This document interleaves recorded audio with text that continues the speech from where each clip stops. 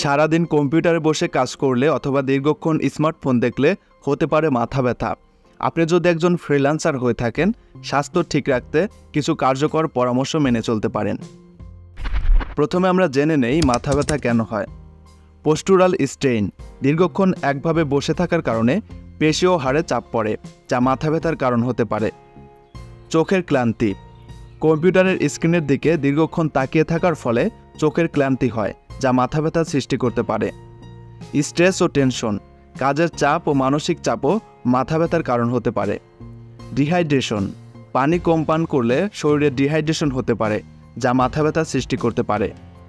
অপর্যাপ্ত বিশ্রাম, পর্যাপ্ত বিশ্রাম না নিলে বা পর্যাপ্ত ঘুম না হলে মাথা ব্যথা হতে পারে।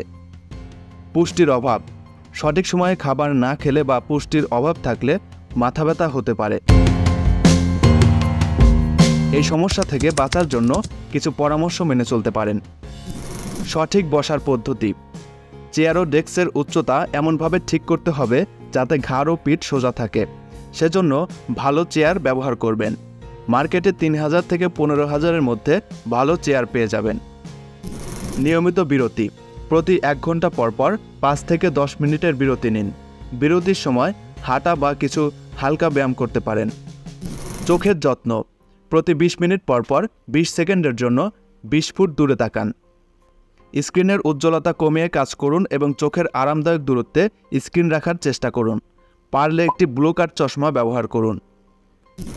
শারীরিক ব্যায়াম, প্রতিদিন কমপক্ষে 30 মিনিট হালকা ব্যায়াম করুন।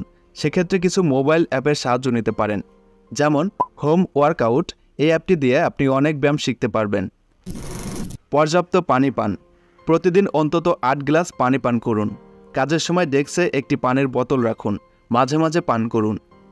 স্ট্রেস ম্যানেজমেন্ট, স্ট্রেস কমাতে যোগব্যায়াম বা মেডিটেশন করতে পারেন। এছাড়াও মিউজিক শোনা বা বই পড়তে পারেন। পর্যাপ্ত বিশ্রাম, প্রতিদিন 7 থেকে 8 ঘন্টা ঘুম নিশ্চিত করুন। ঘুমের জন্য নিয়মিত রুটিন মেনে চলা জরুরি।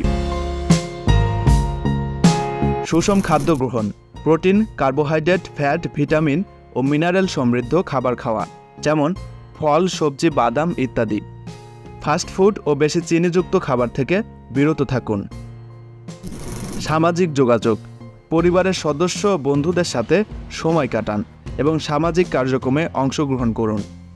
এই পরামর্শ মেনে চললে আপনি সারাদিন কম্পিউটারে বসে কাজ করার পরেও সুস্থ থাকতে পারবেন।